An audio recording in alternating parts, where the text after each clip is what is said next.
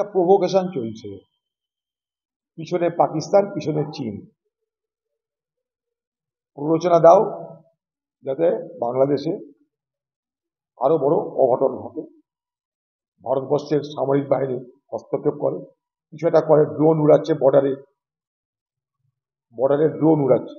এটা তো কোনো যুদ্ধ করার কোনো প্রয়োজন নেই দেশের সঙ্গে বাংলাদেশে,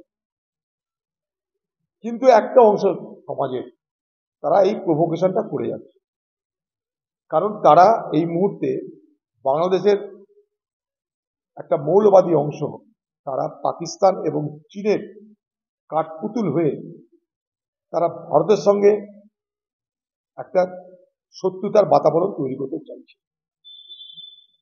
তারা ইন্দিরা গান্ধীকে স্বীকার করে না, ইন্দিরা গান্ধীর সহযোগিতায় স্বাধীন বাংলাদেশ তারা মানে না, কিন্তু সেটাই বাংলাদেশ নয়।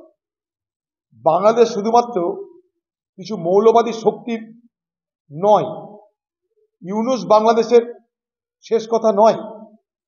আমি মনে করি আজ অথবা কাল বাংলাদেশের সেই মানুষেরা, হিন্দু মুসলমান সবাই মিলে, যারা একদিন বাংলাদেশকে স্বাধীনতার পথে নিয়ে গেছিল সশস্ত্র সংগ্রাম করে, বাংলাদেশকে স্বাধীন বাংলাদেশ হিসাবে তারা প্রতিষ্ঠিত করেছিল, সেই শক্তি, সেই ঐক্য আজ না হয় কাল বাংলাদেশে আবার প্রস্ফুটিত হবে, যাদের হাত থেকে বাংলাদেশকে মৌলবাদীদের করায়ত্ত থেকে, গ্রাস থেকে মুক্ত করা সম্ভব হবে। সেই গণ আন্দোলন, সেই গণপ্রতিরোধ বাংলাদেশের মানুষ আজ না হয় কাল তারা করবেই করবে। প্রাক্তন সামরিক বাহিনীর লোকেরা তারা কে? তাদের লোকাস্ট্যান্ডে কি আছে? তারা তো এমনি বলছে না, তাদেরকে দিয়ে কেউ বলাচ্ছে। কে বলাতে পারে? বলাতে পারে বাংলাদেশের মৌলবাদ।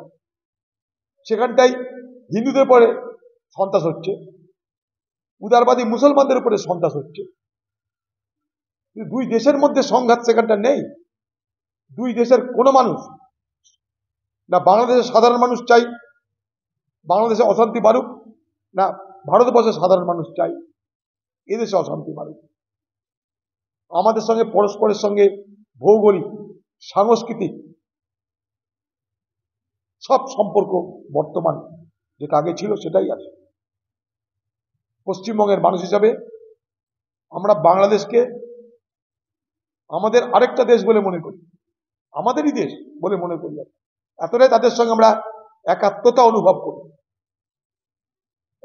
অনুভব করি বাংলাদেশের মানুষের সঙ্গে। তাদের আতিথেয়তা, আন্তরিকতাকে আজও আমরা রেসপেক্ট করি। বাংলাদেশের সঙ্গে আমাদের সুসম্পর্কটাকে পরিকল্পিতভাবে বিষাক্ত করে দেওয়ার জন্য একটা ষড়যন্ত্র চলছে। ভারতবর্ষের একদিকে হচ্ছে জম্মু কাশ্মীর, সেটা ওয়েল গার্ডেড, সেখানটাই ভালো নিরাপত্তার ব্যবস্থা।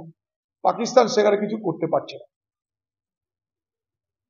পাকিস্তানের লক্ষ্য ছিল বাংলাদেশ যখন তাদের হাত থেকে চলে যায় তখন তাদের একটা স্ট্র্যাটেজি ছিল, সেটা হচ্ছে কি, যে ভারতবর্ষকে ব্লিড করো, ব্লিড ইন্ডিয়া বাই 1000 কাটস, অর্থাৎ ভারত নামক দেশটাকে রক্তাক্ত করো। একবারে দখল করা যাবে না, ভারত নামক দেশটার দেহ থেকে রক্ত ঝরা।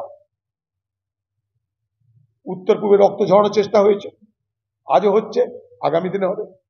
বাংলাদেশকে পারছিল না, আজ বাংলাদেশের মাধ্যমে ভারতবর্ষকে রক্তাক্ত করার চেষ্টা হচ্ছে, অর্থাৎ ব্লিড ইন্ডিয়া বাই 1000 কাটস। পাকিস্তানের যে তত্ত্ব, পাকিস্তানের যে স্ট্র্যাটেজি, তারই একটা সফল প্রয়োগ বাংলাদেশে হতে চলেছে এবং সেটা করা হচ্ছে।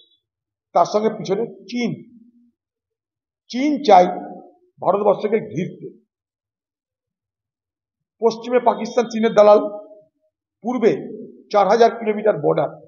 এখানে যদি বাংলাদেশ চীনের কবজায় চলে যায় তাহলে ভারতবর্ষের পশ্চিম প্রান্ত যেমন বিপজ্জনক হবে, পূর্ব প্রান্ত বিপজ্জনক হবে। ভারতবর্ষকে আমরা কোণঠাসা করতে পারব, এই হচ্ছে স্ট্র্যাটেজি। সেখানটায় ভারতবর্ষের সরকার তাদের তৎপর হওয়া দরকার। ভারতবর্ষের সরকার যদি মনে করে শুধু হিন্দু মুসলমান করব, আর মন্দির মসজিদ করব, তাহলে এই দেশেরও 12টা বাজবে। ভারতবর্ষের সরকারের তৎপর হওয়া দরকার, সতর্ক হওয়া দরকার। অল পার্টি মিটিং ডেকে ভারত সরকারের উচিত বাংলাদেশের পরিস্থিতি নিয়ে আলোচনা করা। আমি দিল্লিতে গেছিলাম, আমার সুযোগ হয়েছিল ভারতবর্ষের প্রধানমন্ত্রীকে কল করার, ফোন করার। আমি সেই সুযোগ ব্যবহার করে আমি তাকে বলেছিলাম যে বাংলাদেশের পরিস্থিতি নিয়ে গভীর উদ্বেগ প্রকাশ করছি আমরা। জানি না আপনারা বাংলাদেশের পরিস্থিতি নিয়ে কতটা জানেন বা কতটা ওয়াকিবহাল, কিন্তু সব পার্টির নেতাদেরকে ডেকে দেশের অখণ্ডতা, দেশের ঐক্যকে বজায় রেখে বাংলাদেশের নামক যে এলাকা, সেখানটায় যে ভারত নামক দেশের বিরুদ্ধে যে চক্রান্তের জাল রচনা করা হচ্ছে, তা নিয়ে আপনারা সতর্ক।